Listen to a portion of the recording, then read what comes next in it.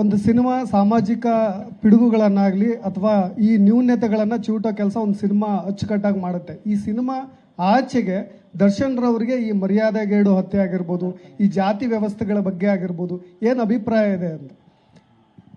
ನನಗೆ ಗೊತ್ತಿರೋದು ಎರಡೇ ಜಾತಿ ಸರ್, ಒಂದು ಗಂಡು ಒಂದು ಹೆಣ್ಣು ಸರ್, ಅದ್ರ ಮೇಲೆ ಗೊತ್ತಿಲ್ಲ ಸರ್.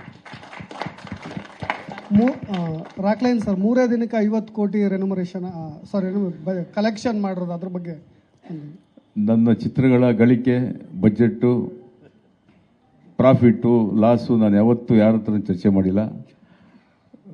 ಈ ಚಿತ್ರನೂ ಅಷ್ಟೇ ತುಂಬ ದೊಡ್ಡ ಮಟ್ಟಕ್ಕೆ ಗಳಿಕೆ ಆಗ್ತಾ ಇದೆ ಅಂತ ನೀವೇ ಹೇಳ್ತಾ ಇದ್ದೀರಾ, ನೀವೇ ಬರಿತಾ ಇದ್ದೀರಾ. ಹೌದಾ, ಇಷ್ಟಾದರೆ ಆಯ್ತಪ್ಪ, ಭಗವಂತ ಕೊಡಲಿ ಇಷ್ಟು ಅಂತ ಪ್ರಾರ್ಥನೆ ಮಾಡ್ಕೊಂಡು ಸುಮ್ಮನೆ ಇದ್ದೀನಿ ಅಷ್ಟೇ. ಬಟ್ ಆಗ್ತಾ ಇದೆ. ನಾನು ಲೆಕ್ಕ ನೋಡೋಕೆ ಹೋಗೋದಿಲ್ಲ, ಫ್ರಾಂಕಾಗಿ ಹೇಳ್ತೀನಿ. ಲೆಕ್ಕ ನೋಡೋದು ಕೊನೆಯಲ್ಲಿ ನೋಡ್ತೀನಿ, ಮಾಡಿದ್ಮೇಲೆ ಹೇಳ್ತೀನಿ, ಖಂಡಿತವಾಗ್ಲೂ ಹೇಳ್ತೀನಿ.